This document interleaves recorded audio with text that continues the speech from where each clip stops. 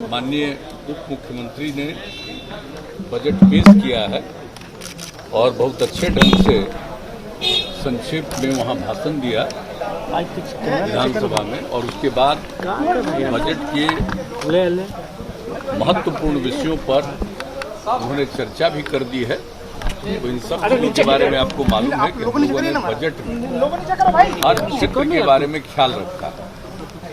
एक तो मौलिक चीज आप समझिए कि जो योजनाएं पहले से चल रही हैं और खास करके जो 7 निश्चय पिछली बार हमने शुरू किया था, उसमें जो चीजें जैसे कुछ जगहों पर सड़कों का निर्माण या हर घर नल का जल, उसका कुछ जगह पर काम जो रुका हुआ बचा है, उन सब चीजों के बारे में सारा प्रबंध कर दिया गया है। और ये इस बार का बजट में इस बात का उल्लेख किया गया है कि ये पूरी कोशिश होगी कि 1 साल के अंदर जितनी भी चीजें पहले से चल रही हैं उस काम को पूरा कर दिया जाएगा। और इसके अलावा जो जल जीवन हरियाली अभियान के अंतर्गत जो काम हो रहा है उसको आगे निरंतर रूप से बढ़ाया जाएगा।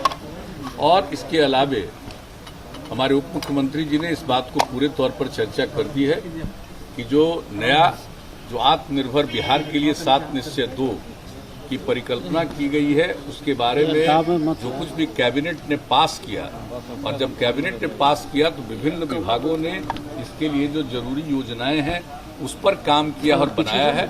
और इस साल के बजट में प्रावधान किया गया है, इस पर सारा काम हम लोगों का शुरू हो जाएगा नए वित्तीय वर्ष में 21-22 में।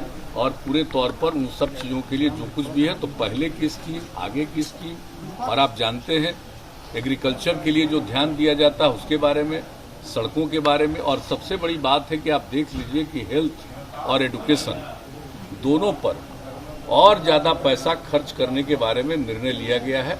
तो सब लोगों को जो सुविधा मिलेगी उस सब चीज़ के लिए प्रावधान है। ऐसी परिस्थिति में भी, जबकि आप जानते हैं कि इस बार जो पिछले 11-12 महीने से जो कोरोना का दौर चला है तो उसका तो एक प्रभाव पड़ा ही है, लेकिन इन सब चीज़ों के बावजूद हम लोगों का मन है कि हम लोग निश्चित रूप से आगे बढ़ाएंगे। और कोरोना के दौर में भी जो लोगों को राहत पहुंचाने के लिए केंद्र का सहयोग तो मिला ही है, लेकिन राज्य सरकार ने भी जितने बड़े पैमाने पर राशि का व्यय किया है, 10,000 करोड़ रुपया से ज्यादा इस काम में काम किया। तो ये सब काम तो किए ही हम लोग, लेकिन इसके आगे अगले साल के लिए और अच्छे ढंग से बिहार की प्रगति हो, इसके लिए हम लोग प्रयास कर रहे हैं। और बजट में एक एक चीज का प्रावधान किया गया है, और हमारे उप मुख्यमंत्री जी ने तो पूरे तौर पर आपको बता दिया है और हाउस में भी बताया है, संक्षेप में ही एक एक चीज के बारे में उन्होंने चर्चा कर दी है। और इसके अलावा आप लोगों के समक्ष में इन लोगों ने बता दिया।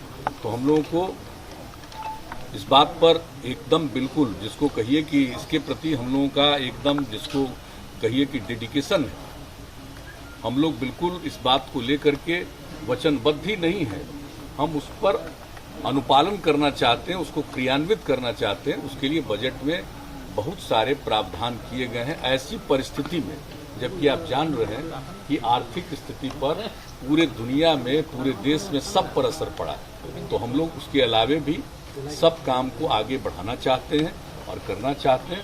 सबका सहयोग मिलेगा, सब लोग मिल करके बिहार को आगे बढ़ाने में अपना सृजन की बात भी कही गई है आने वाले 5 सालों में 20 लाख। हाँ, वो भी कहा।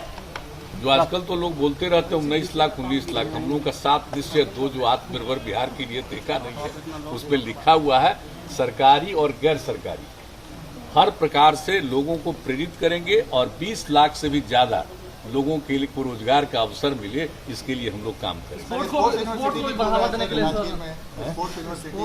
देखिए, वो तो बात नहीं समझते हैं। तो तीनों न बनेगा साहब, आपको मेडिकल यूनिवर्सिटी बनेगा, और जो हमारे जितने इंस्टीट्यूशन है आपको इंजीनियरिंग की, तो इंजीनियरिंग यूनिवर्सिटी भी बनेगा। और उसके अलावा खेल के लिए भी एक विश्वविद्यालय बनाने की बात है।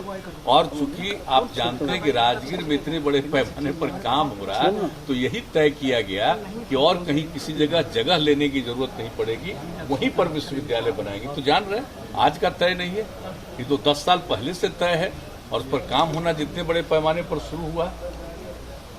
स्टेडियम से लेकर के एक एक काम वहाँ पर किस तरह से लोगों के खिलाड़ियों को प्रेरित करने की जो काम हो रहा है, इसलिए सोच करके ही सब लोगों ने विचार किया और कहा कि वहीं पर खेल के लिए विश्वविद्यालय बनाने की विश्वविद्यालय बनाना अच्छा होगा, बेहतर होगा, इसलिए किया गया।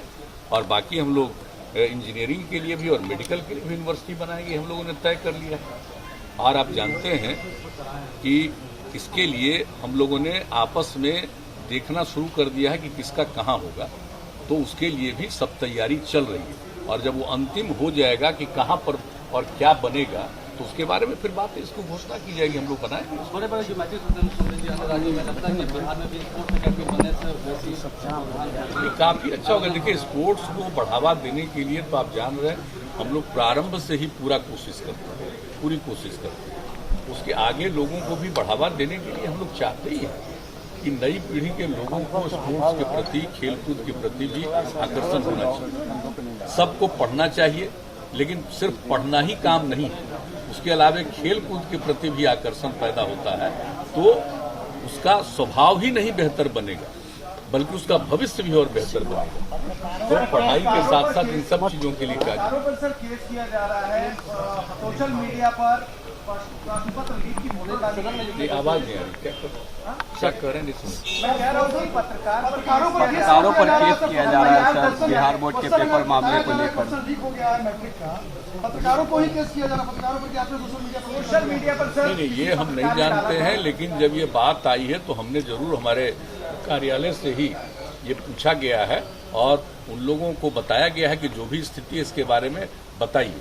लेकिन अभी आप जानते हैं कि हम 2 बजे के थोड़ा पहले यहाँ पर लौट करके आए हैं, तब हमको जानकारी मिली कि यह बात जो उन लोगों ने कहा सही नहीं है, कि पूरे तौर पर देख करके, जांच करके आप ही लोग मीडिया के समक्ष इन सब चीज़ों को बता दीजिए। और जो पहले एक बात आई थी, तो उसके बारे में जो बात आई थी, तत्काल उस पर जांच करना, कार्रवाई करना, और कहा गया है कि हर दृष्टिकोण से एक एक चीज़ पर सजग रहिए और ताकि इस तरह से कोई नहीं कर सके। और ये सब बातों के बारे में कहा गया है, लेकिन इसके डिटेल के बारे में आपको वही लोग बता दें।